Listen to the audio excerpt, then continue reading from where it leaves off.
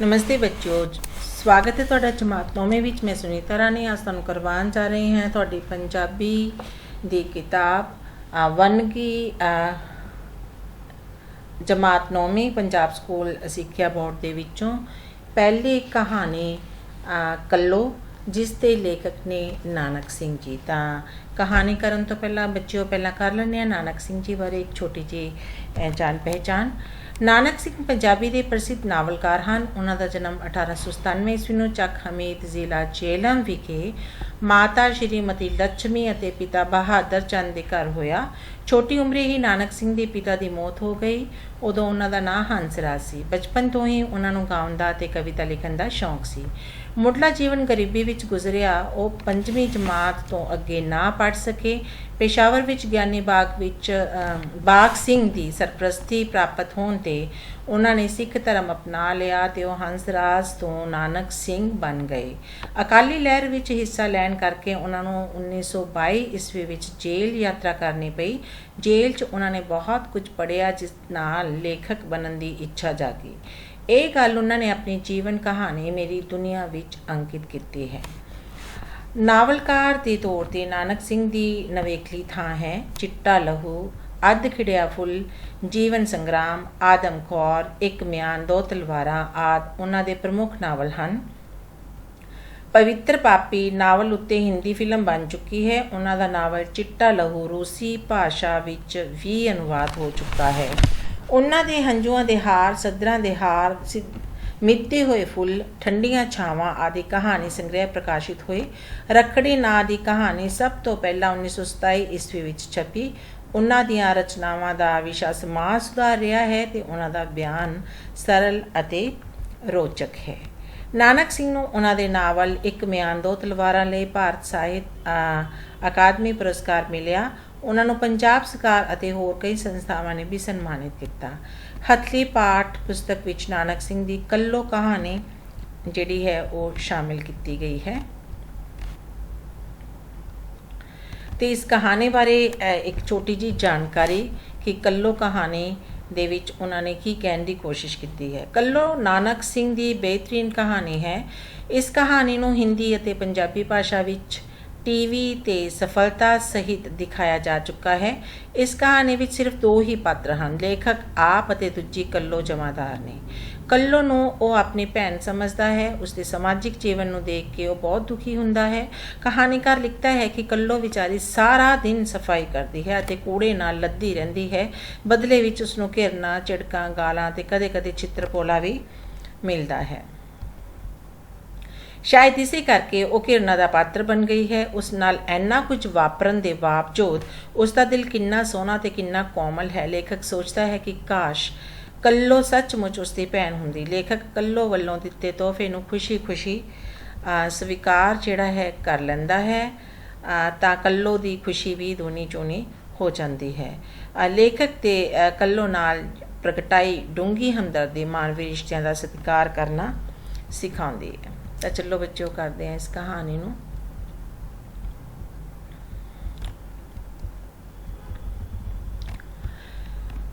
ਸੰਨ 1936 ਦਾ ਜ਼ਿਕਰ ਹੈ। ਉਸ ਸਾਲ ਮੈਂ ਜਿਸ ਨਾਵਲ ਦੀ ਰਚਨਾ ਆਪਣੇ ਦਿਮਾਗ ਵਿੱਚ ਰਚੀ ਉਸਦਾ ਨਾਂ ਸੀ ਕਾਗਜ਼ਾਂ ਦੀ ਬੇੜੀ। ਤੇ ਜਦੋਂ ਇਸ ਨੂੰ ਲਿਖਣ ਲਈ ਮੈਂ ਪਹਾੜ ਜਾਣ ਦੀ ਲੋੜ ਜਾਪੀ ਤਾਂ ਦਿਲ ਕੁਝ ਗੋਤਿਆਂ ਵਿੱਚ ਪੈ ਗਿਆ। ਖੀਸਾ ਐਤਕੀ ਇਜਾਜ਼ਤ ਨਹੀਂ ਦੇ ਰਿਹਾ ਸੀ, ਸੋ ਮੈਂ ਮਨ ਮਾਰ ਕੇ ਘਰ ਵਿੱਚ ਹੀ ਇਸ ਨੂੰ ਲਿਖਣਾ ਸ਼ੁਰੂ ਕਰ ਦਿੱਤਾ। ਪਰ ਅੰਬਾਂ ਦੀ ਭੁੱਖ ਅੰਬਾਕੜੀਆਂ ਨਾਲ ਕਦੋਂ ਦੂਰ ਹੋ ਸਕਦੀ ਸੀ। ਅਖੀਰ ਕਿਸੇ ਤਰ੍ਹਾਂ ਔਖਾ ਸੁਖਾਲਾ ਹੋ ਕੇ ਥੋੜ੍ਹੀ ਜਿਹੀ ਰਕਮ ਦਾ ਪ੍ਰਬੰਧ ਕਰ ਹੀ ਲਿਆ ਤੇ 6 ਜੁਲਾਈ ਸੰਨ 1936 ਈਸਵੀ ਨੂੰ ਧਰਮਸ਼ਾਲਾ ਜਾਣ ਲਈ ਪਠਾਨਕੋਟ ਦੀ ਗੱਡੀ ਚੜ੍ਹਿਆ। ਕਈਆਂ ਸਾਲਾਂ ਤੋਂ ਪਰ ਧਰਮਸ਼ਾਲਾ ਦੇ ਇੱਕ ਰਮਣੀਕ ਥਾਂ ਮੈਕਲੋਡਗੰਜ ਡੇਰਾ ਕਰਦਾ ਹੁੰਦਾ ਸੀ। ਪਰ ਐਤਕੀ ਬਟੂਏ ਦਾ ਵਜ਼ਨ ਕੁਝ ਹੌਲਾ ਵੇਖ ਕੇ ਮੈਂ ਮਕਾਨ ਦਾ ਕਿਰਾਇਆ ਬਚਾ ਲਿਆ ਤੇ ਕੋਤਵਾਲੀ ਬਾਜ਼ਾਰ ਆਪਣੇ ਇੱਕ ਰਾਮਗੜੀਆ ਦੋਸਤ ਪਾਸ ਜਾ ਉਤਰਿਆ। ਉਸਦਾ ਘਰ ਇੱਕ ਗੁੰਮਨਾਮ ਜੇ ਮੁਹੱਲੇ ਵਿੱਚ ਸੀ, ਜਿੱਥੇ ਬਹੁਤੇ ਘਰ ਪੰਜਾਬੀਆਂ ਦੇ ਤੇ ਕੁਝ ਥੋੜ੍ਹੇ ਜਿਹੇ ਦਿੱਲੀ ਵਾਲੇ ਬਾਣੀਏ ਦੇ ਸਨ। ਮੇਰਾ ਮਿੱਤਰ ਆਪਣੇ ਛੋਟੇ ਜਿਹੇ ਮਕਾਨ ਵਿੱਚ 1.25 ਲੱਖ ਹੀ ਸੀ, ਜਿਹੜਾ ਦਿਨ ਚੜ੍ਹਦੇ ਪਕਾ ਖਾ ਕੇ ਕੰਮ 'ਤੇ ਚਲਾ ਜਾਂਦਾ ਸੀ ਤੇ ਸ਼ਾਮੀ ਪਰਤਦਾ ਸੀ। ਮੈਕਲੋਡਗੰਜ ਵਰਗੀ ਨਾ ਤਾਂ ਇੱਥੇ ਇਕਾਂਤ ਸੀ, ਨਾ ਹੀ ਕੋਈ ਸੀਨਰੀ। ਉਂਝ ਮੌਸਮ ਸੋਹਣਾ ਤੇ ਮੇਰੀ ਸਿਹਤ ਵੀ ਕਾਫੀ ਚੰਗੀ ਸੀ, ਜਿਸ ਕਰਕੇ ਲਿਖਣ ਵਿੱਚ ਚੰਗਾ ਸੁਰਤਾਲ ਜੁੜ ਗਿਆ। ਗੁਆਂਢੀ ਬੱਚਿਆਂ ਦਾ ਰੌਲਾ ਜ਼ਰੂਰ ਕਿਸੇ ਕਿਸੇ ਵੇਲੇ ਅੱਖਰਦਾ ਸੀ, ਪਰ ਉਸ ਦੀ ਬੇਆਰਾਮੀ ਨਹੀਂ ਸੀ ਮਹਿਸੂਸ ਕਰਦਾ ਜਿਉਂ ਜਿਹੀ ਘਰ ਵਿੱਚ ਰਹਿੰਦਿਆਂ ਆਪਣੇ ਬੱਚਿਆਂ ਦੇ ਰੌਲੇ ਦੀ, ਕਿਉਂਕਿ ਇੱਥੋਂ ਦੇ ਬੱਚੇ ਨਾ ਤਾਂ ਸਕੂਲ ਜਾਣ ਵੇਲੇ ਮੈਥੋਂ ਫੀਸ, ਕਿਤਾਬਾਂ ਜਾਂ ਸਿਆਹੀ ਲਈ ਪੈਸੇ ਮੰਗਦੇ ਸਨ, ਨਾ ਹੀ ਮੈਨੂੰ ਇਸ ਗੱਲ ਦੀ ਚਿੰਤਾ ਸੀ ਕਿ ਉਹਨਾਂ ਦੇ ਸਕੂਲ ਜਾਣ ਵਿੱਚ ਦੇਰੀ ਹੋ ਰਹੀ ਹੈ। ਪਰ ਮੇਰੇ ਰਸਤੇ ਵਿੱਚ ਇੱਕ ਐਸੀ ਦਿੱਕਤ ਆ ਪੈਦਾ ਹੋਈ ਜਿਸ ਦਾ ਕੋਈ ਵੀ ਇਲਾਜ ਨਹੀਂ ਸੀ ਦਿਸਦਾ। ਇੱਕ ਮੁਟਿਆਰ ਜਿਹੀ ਜਮਾਦਾਰ ਨੇ ਰੋਜ਼ ਹੀ ਵੇਲੇ ਮੁਹੱਲੇ ਵਿੱਚ ਆ ਧਮਕਦੀ ਤੇ ਜਿੰਨਾ ਚਿਰ ਮੌਜੂਦ ਰਹਿੰਦੀ ਨਾ ਉਸਦੀ ਨਾ ਹੀ ਮੁਹੱਲੇ ਵਾਲਿਆਂ ਦੀ ਜਵਾਨ ਮੂੰਹ ਵਿੱਚ ਟਿਕਦੀ। ਕਦੀ ਇੱਕ ਨਾਲ, ਕਦੇ ਦੂਜੇ ਨਾਲ ਤੇ ਕਦੇ ਤੀਜੇ ਨਾਲ ਉਸਦਾ ਆਡਾ ਲੱਗਾ ਹੀ ਰਹਿੰਦਾ। ਉਹ ਅੱਤ ਦਰਜੇ ਦੀ ਢੀਠ ਤੇ ਮੂੰਹ ਫੱਟ ਸੀ। ਇੱਕ ਦੇ ਬੂਹੇ ਅੱਗੋਂ ਕੂੜਾ ਹੂੰਝ ਕੇ ਕਿਸੇ ਦੂਸਰੇ ਦੇ ਘਰ ਜਾ ਢੇਰੀ ਕਰਦੀ, ਜਿਸ ਕਰਕੇ ਮੇਰੇ ਨਾਵਲ ਵਾਂਗ ਉਸਦੀ ਲੜਾਈ ਦਾ ਕੋਈ ਨਾ ਕੋਈ ਕਾਂਡ ਹਰ ਵੇਲੇ ਸ਼ੁਰੂ ਹੀ ਰਹਿੰਦਾ ਸੀ। ਇਸ ਤਰ੍ਹਾਂ ਸੜੀ ਲੂਸੀ ਦਿਖਾਈ ਦਿੰਦੀ ਜਿਵੇਂ ਹਰ ਸਾਹਮਣੇ ਆਉਣ ਵਾਲੇ ਨੂੰ ਕੱਚਿਆ ਹੀ ਚੱਬ ਜਾਏਗੀ। ਬੇਦਿਲੀ ਤੇ ਬਦੋਗਿਰੀ ਜਿਹੀ ਹਾਲਤ ਵਿੱਚ ਝਾੜੂ ਦੀਆਂ ਤਿੱਲੀਆਂ ਜ਼ਮੀਨ 'ਤੇ ਘੜੀਸਦੀ ਜਾਂਦੀ ਤੇ ਨਾਲੋਂ ਨਾਲ ਬੁੜਬੁੜਾਈ ਜਾਂਦੀ, जाने कैसी अंधी औरतें हैं, कचरा फेंक कर गले तक ढेर लगा देती हैं, भाड़ मिचाई, सारे दिन की नौकर थोड़े ही हूँ, बच्चों को जगह जगह बिठाई देती हैं। बदले च झट जवाबी हमले शुरू हो जाते। खसम ਨੂੰ ਖਾਣੀ ਕਿੱਡੀ ਫਿੱਟ ਗਈ ਹੈ, ਰੰਡੀਏ ਜਵਾਨ ਖਿੱਚ ਲਊਂਗੀ ਜੇ ਮੁੜ ਕੇ ਮੇਰੇ ਨਿਆਣਿਆਂ ਨੂੰ ਨੋ ਲਿਆ। ਹੱਡ ਹਰਾਮ ਔਂਤਰੀ ਪੈਸੇ ਲੈਣ ਵੇਲੇ ਅਗੇਤੀ ਆ ਮਰਦੀ ਹੈ, ਦਿਨ ਦਿਹਾੜ ਨੂੰ ਵੱਖਰਾ ਬੁੱਥਾ ਸਾੜੀਦਾ ਹੈ।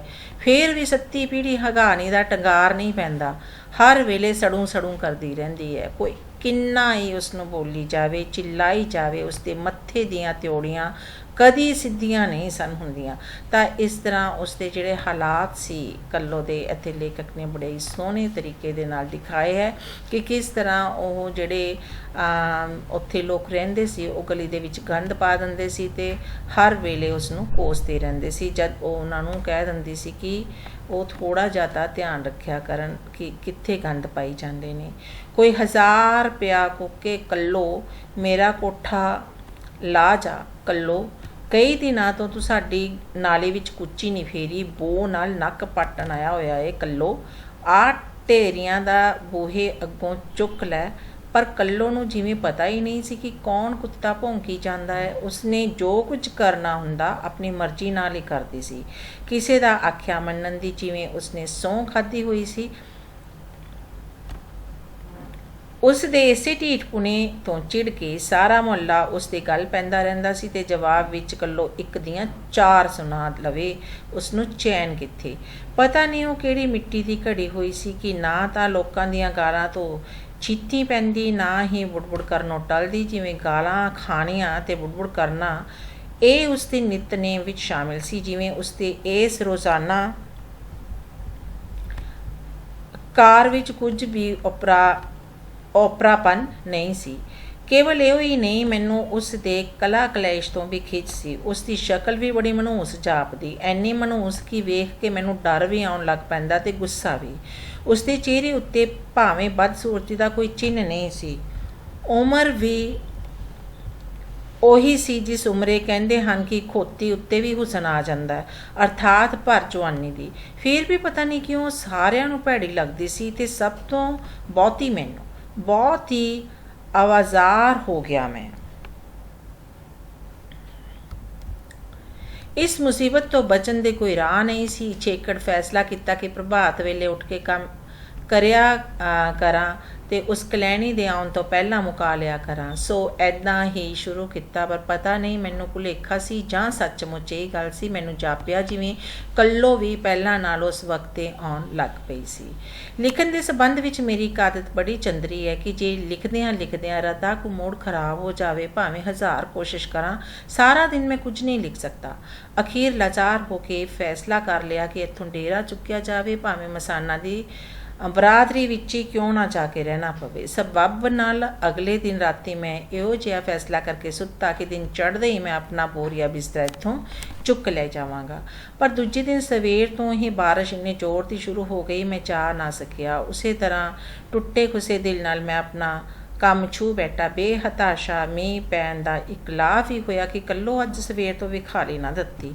ਫਿਰ ਵੀ ਜਿੰਨਾ ਚਿਰ ਮੈਂ ਲਿਖਦਾ ਰਿਹਾ, ਇਹੋ ਸਹਿਮ ਦਿਲ ਵਿੱਚ ਬਣਿਆ ਰਿਹਾ ਕਿ ਹੁਣ ਵੀ ਆਈ। ਗੁਆਂਢੋਂ ਜੇ ਕਿਸੇ ਜਨਾਨੀ ਦੀ ਉੱਚੀ ਬੋਲਣ ਦੀ ਆਵਾਜ਼ ਸੁਣਾਈ ਦਿੰਦੀ ਤਾਂ ਮੇਰਾ ਦਿਲ ਧੜਕਣ ਲੱਗ ਪੈਂਦਾ, ਮਤੇ ਉਹ ਆ ਗਈ ਹੋਵੇ।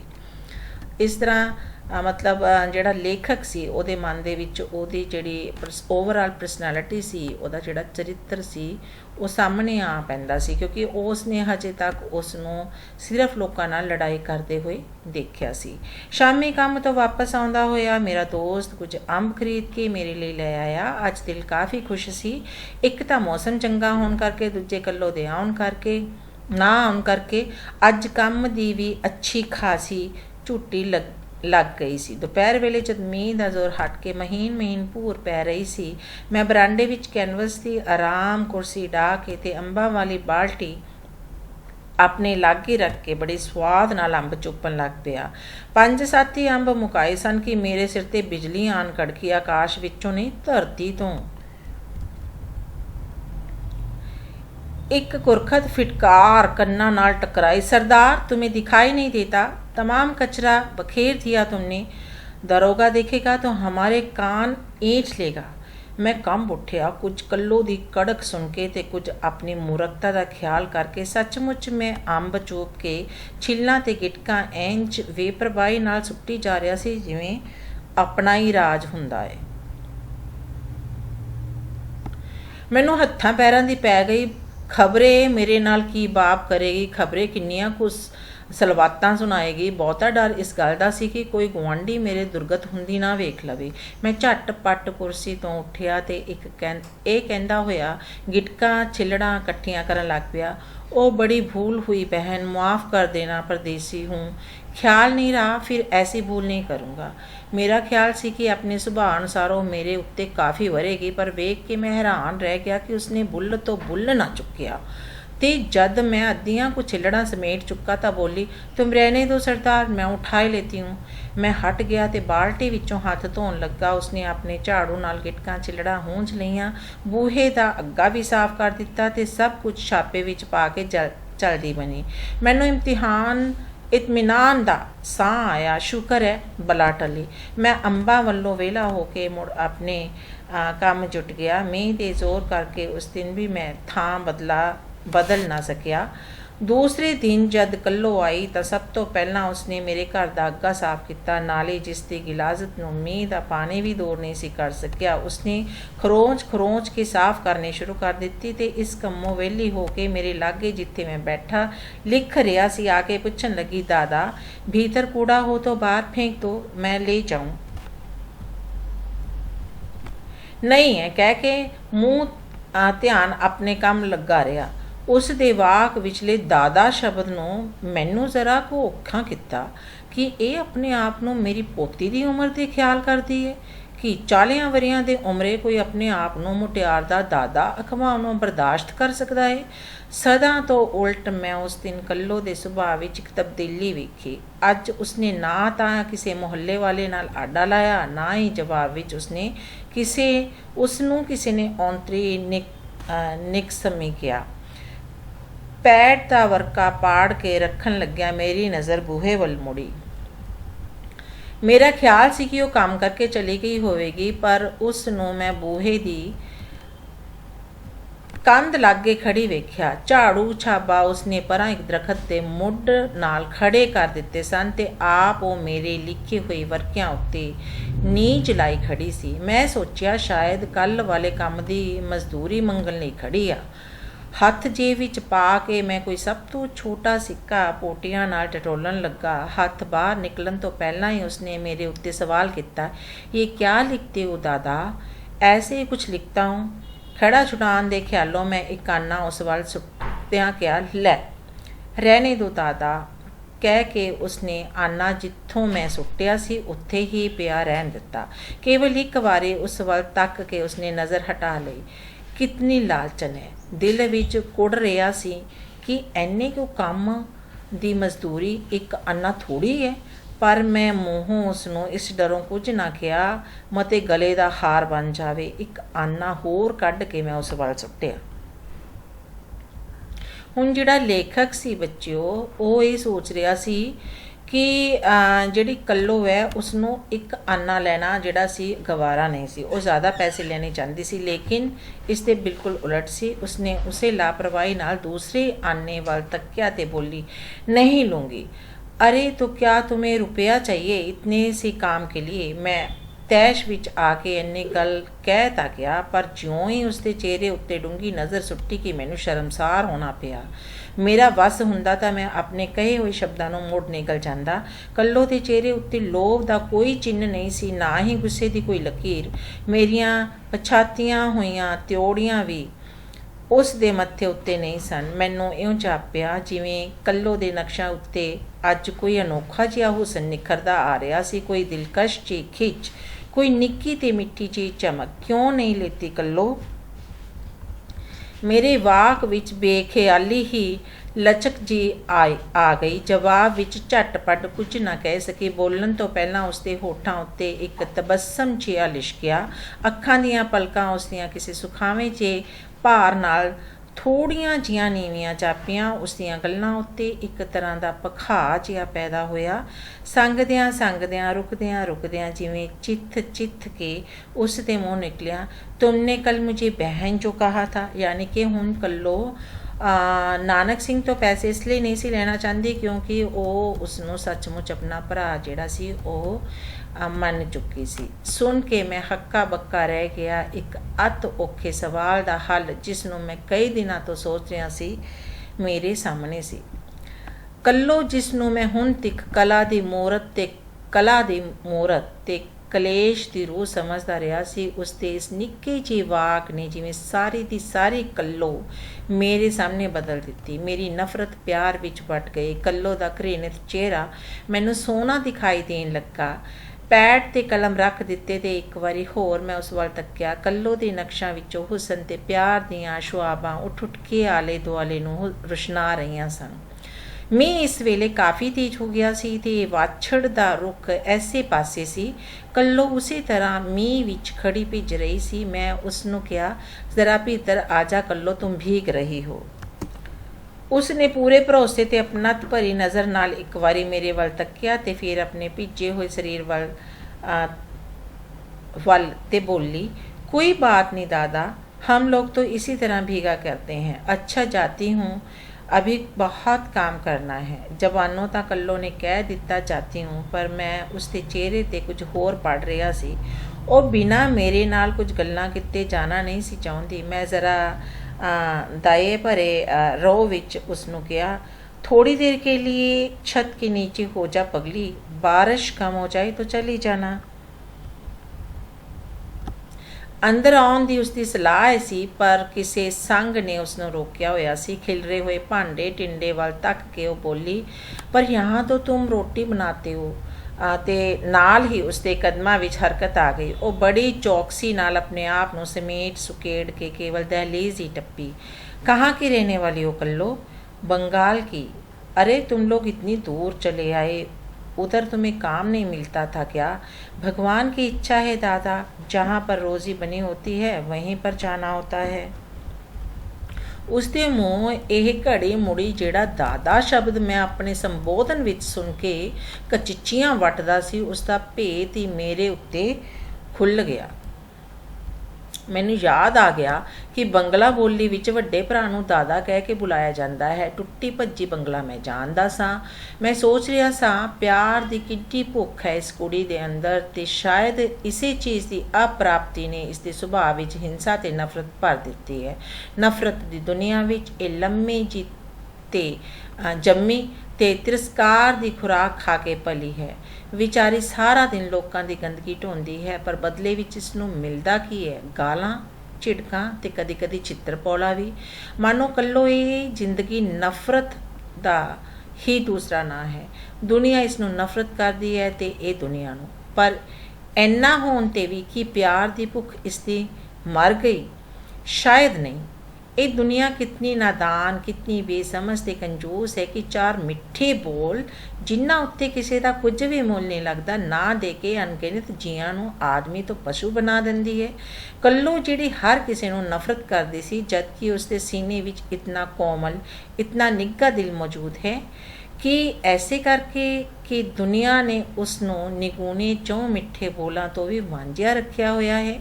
ਕੱਲੋ ਜਿਹੜੀ ਕਿਸੇ ਅਜਨਬੀ ਦੇ ਕਹੇ ਹੋਏ ਝੂਠੀ ਮੁੱਠੀ ਦੇ ਭੈਣ ਸ਼ਬਦ ਨੂੰ ਇਤਨੇ ਸਤਿਕਾਰ ਨਾਲ ਦਿਲ ਦੀ ਪਿਟਾਰੇ ਵਿੱਚ ਸਾਂਭ ਕੇ ਰੱਖ ਸਕਦੀ ਹੈ ਕਿ ਇਹ ਨਫ਼ਰਤ ਦੀ ਹੱਕਦਾਰ ਹੈ। ਕਾਸ਼ ਦੁਨੀਆ ਵਾਲੇ ਕਦੇ ਅੱਖਾਂ ਖੋਲ੍ਹ ਕੇ ਤੱਕ ਸਕਦੇ। ਤਾਂ ਹੁਣ ਸਾਨੂੰ ਇੱਥੋਂ ਪਤਾ ਲੱਗਦਾ ਹੈ ਕਿ ਨਾਨਕ ਸਿੰਘ ਨੇ ਤਾਂ ਜਸਟ ਫਾਰਮੈਲਿਟੀ ਸੇ ਉਸ ਨੂੰ ਮਤਲਬ ਬੁਲਾਉਣ ਦੇ ਲਈ ਭੈਣ ਕਿਹਾ ਸੀ, ਲੇਕਿਨ ਇਸ ਗੱਲ ਨੂੰ ਕੱਲੋ ਨੇ ਸੀਰੀਅਸਲੀ ਲੱਤਾ ਸੀ ਤੇ ਉਹ ਉਸ ਨੂੰ ਆਪਣਾ ਭਰਾ ਵੀ ਮੰਨ ਚੁੱਕੀ ਸੀ। ਉਹ ਦਹਲੀਜ਼ ਅੰਦਰ ਹੋ ਜਾਣ ਤੇ ਵੀ ਵਾਛੜ ਦੀ ਮਾਰ ਤੋਂ ਬਚ ਨਾ ਸਕੀ। ਮੈਂ ਜਦ ਉਸ ਨੂੰ ਇੱਕ ਵਾਰੀ ਫਿਰ ਅੰਦਰ ਆਉਣ ਲਈ ਕਿਹਾ ਤਾਂ ਬੋਲੀ, ਪਰ भीतर तो तुम्हारे बर्तन पड़े हैं दादा। तो क्या हर्ज है? बर्तन किसी दूसरे के नहीं है, तुम्हारे दादा के ही तो हैं। जापदा सी जिवें मेरा ये वाक सुन के कल्लो एक वारी किसी मिठास की डूंघाई विच गुआच गई। ਉਹ ਅੰਦਰ ਲੰਘ ਆਈ, ਪਰ ਸ਼ਾਇਦ ਉਸ ਨੂੰ ਡਰ ਸੀ ਮਤੇ ਉਸ ਦੇ ਕੱਪੜਿਆਂ ਵਿੱਚੋਂ ਚੋਰੇ ਪਾਣੇ ਨਾਲ ਕਮਰੇ ਦਾ ਫਰਸ਼ ਗਿੱਲਾ ਹੋ ਜਾਵੇਗਾ। ਉਹ ਥੋੜ੍ਹੀ ਥੋੜ੍ਹੀ ਕੰਬ ਰਹੀ ਸੀ। ਮੇਰਾ ਦਿਲ ਚਾਹਿਆ ਕਿ ਬਿਸਤਰੇ ਤੋਂ ਕੰਬਲ ਚੁੱਕ ਕੇ ਉਸਦੇ ਮੋਢਿਆਂ 'ਤੇ ਸੁੱਟ ਦਿਆਂ, ਪਰ ਇਤਨੀ ਫਰਾਕ ਦਿਲੀ ਮੈਂ ਵਿਖਾਲ ਨਾ ਸਕਿਆ ਕੰਬਲ ਦੇ ਭਿੱਜ ਜਾਣ ਦੇ ਖਿਆਲ, ਅਥਵਾ ਇਸ ਖਿਆਲੋਂ ਕਿ ਕੱਲੋਂ ਦੇ ਗਲੀਸ ਕੱਪੜਿਆਂ ਨਾਲ ਛੂਹ ਕੇ ਗਿੱਲਾ ਹੋ ਜਾਵੇਗਾ। ਕੇਵਲ ਮੈਂ ਇਤਨਾ ਹੀ ਕਰ ਸਕਿਆ ਕਿ ਹੋਰ 2-4 ਵਾਰੀ ਕਹਿ ਕੇ ਮੈਂ ਉਸ ਨੂੰ ਦਲੀਸ ਤੋਂ ਇੰਨਾ ਅੰਦਰ ਸੱਦ ਲਿਆ ਕਿ ਵਾਛੜ ਤੋਂ ਉਹ ਸੁਰੱਖਿਅਤ ਸੀ। ਬਾਹਾਂ ਹਿੱਕ ਨਾਲ ਲਈ ਉਹ ਕੰਬਦੀ ਹੋਈ ਮੈਨੂੰ ਪੁੱਛਣ ਲੱਗੀ, तुम कहाँ रहते हो दादा? अमृतसर में। यहाँ कितने दिन ठहरोगे? ठहरना तो कुछ ज़्यादा दिन है, पर इस मकान से शायद कल ही चला जाऊँगा। क्यों? यहाँ पर शोर बहुत रहता है, लिखने में तकलीफ़ होती है। कुछ चिर वो चुप रही, कुछ सोचती रही, तो फिर मेरे वर्कियां वाल तक के पूछन लगी, ये तुम क्या लिखा करते हो दादा?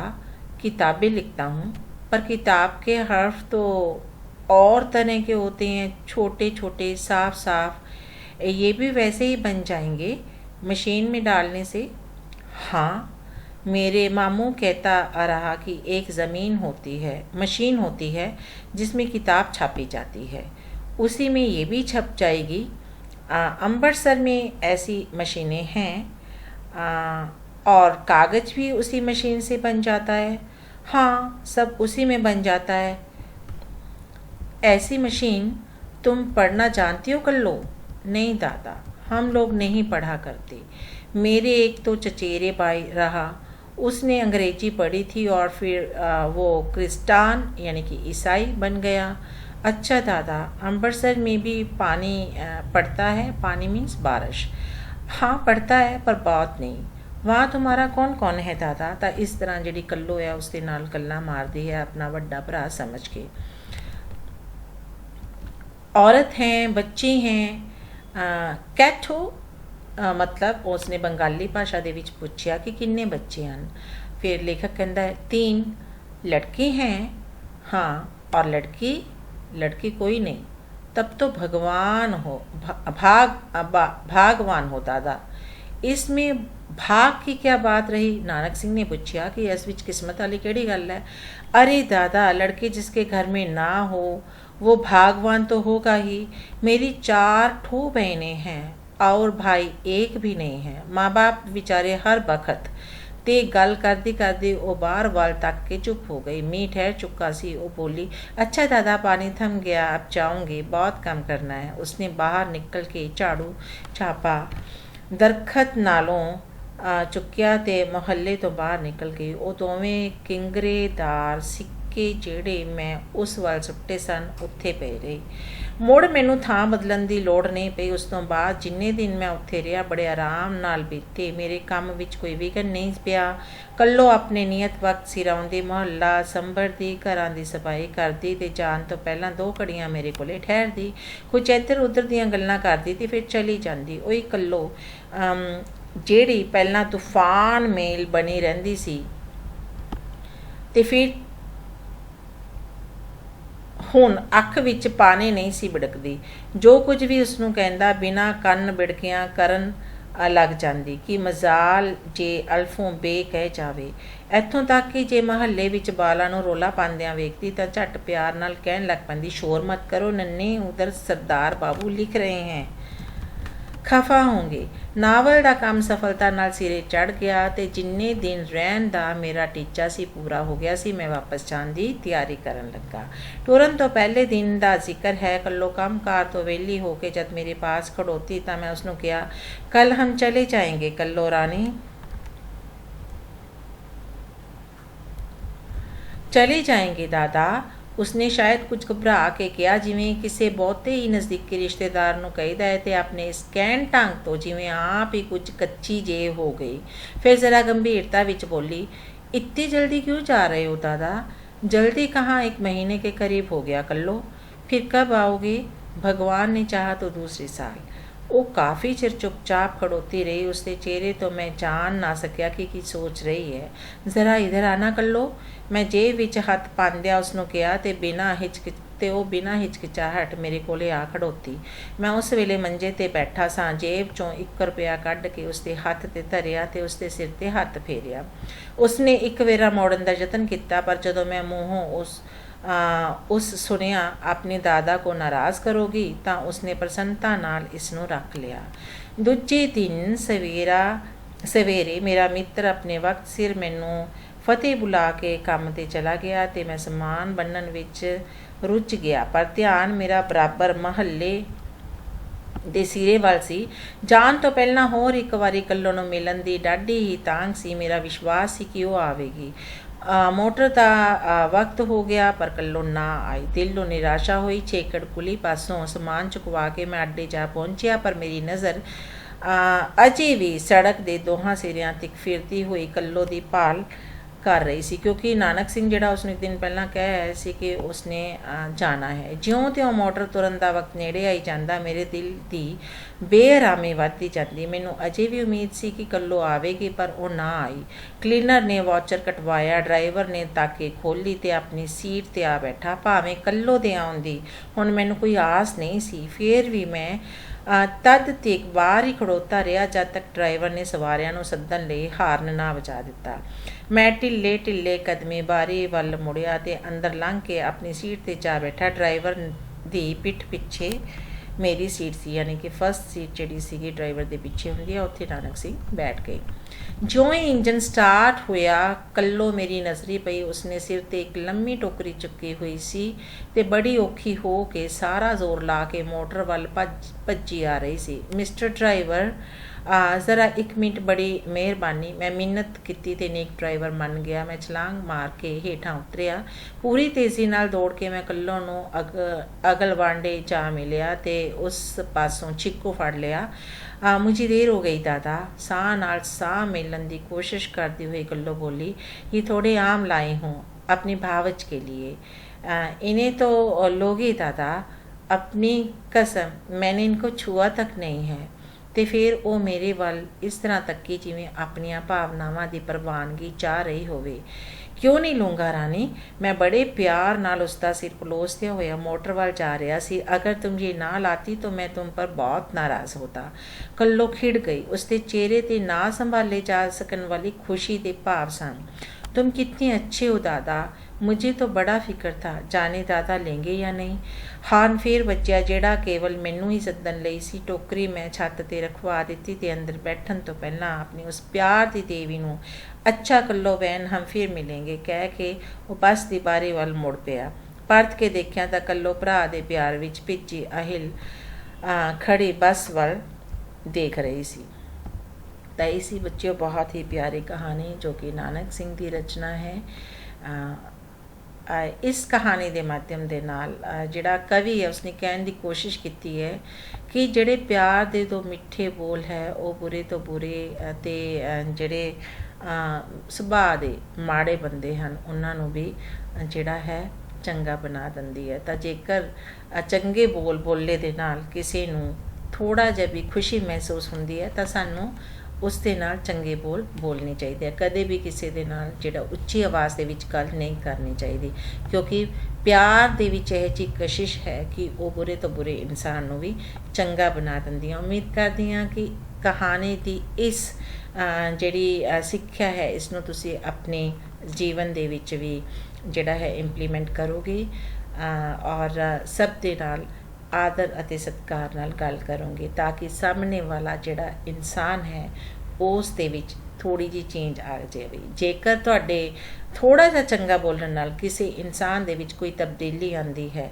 ਅਤੇ ਉਸ ਨੂੰ ਖੁਸ਼ੀ ਮਿਲਦੀ ਹੈ ਤਾਂ ਤੁਹਾਨੂੰ ਉਸ ਦੇ ਨਾਲ ਅੱਛਾ ਬਿਹੇਵ ਕਰਨਾ ਚਾਹੀਦਾ ਹੈ। ਉਮੀਦ ਕਰਦੀ ਹਾਂ ਕਿ ਤੁਸੀਂ ਇਹ ਕਹਾਣੀ ਦੀ ਜਿਹੜੀ ਹੈ ਧਿਆਨ ਨਾਲ ਸੁਣੀ ਹੋਏਗੀ, ਵੀਡੀਓ ਨੂੰ ਐਂਡ ਤੱਕ ਦੇਖਿਆ ਹੋਏਗਾ ਅਤੇ ਤੁਹਾਨੂੰ ਇਹ ਕਹਾਣੀ ਸਮਝ ਵੀ ਆ ਗਈ ਹੋਗੀ। ਨੈਕਸਟ ਵੀਡੀਓ ਦੇ ਵਿੱਚ ਅਸੀਂ ਇਸ ਦੇ ਪ੍ਰਸ਼ਨ ਉੱਤਰ ਦੀ ਚਰਚਾ ਕਰਾਂਗੇ। ਤਦ ਤੱਕ ਲਈ ਸਤਿ ਸ਼੍ਰੀ ਅਕਾਲ, ਰੱਬ ਰਾਖਾ।